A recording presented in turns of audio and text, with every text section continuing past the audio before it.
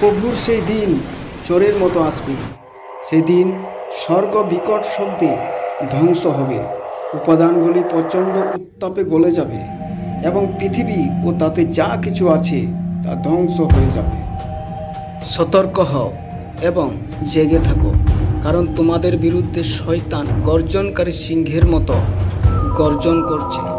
কাকে ধরবে তাহাকে খুঁজে বেড়াচ্ছে।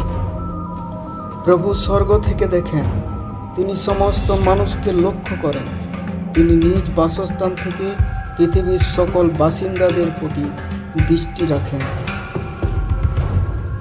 ঈশ্বরের দৃষ্টির বাইরে কিছুই গোপন নয়, সব কিছুই তার চোখের সামনে উন্মুক্ত ও প্রকাশিত, যার কাছে আমাদের জবাব দিতে হবে। আইসো আমরা সমস্ত বিষয়ের উপসংহার শুনি। ঈশ্বরকে ভয় করো ও তাহার আজ্ঞা সকল পালন করো, কেননা ইহাই সকল মানুষের কর্তব্য। কারণ ঈশ্বর সমস্ত কর্ম, এবং ভালো হোক কি মন্দ হোক, সমস্ত গুপ্ত বিষয় বিচারে আনিবেন। আর দেখো, তিনি মহা তুরিধ্বনি সহকারে আপন দূতগণকে প্রেরণ করিবেন। তাহারা আকাশের এক সীমা অবধি অন্য সীমা পর্যন্ত চারি বায়ু হইতে তাহার মনোনীত দিগকে একত্র করিবেন।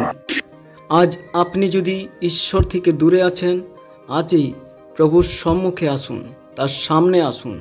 তাহার আলো, তাহার জ্যোতি আপনার জীবনে উদ্দিত হতে চলেছে। আমেন।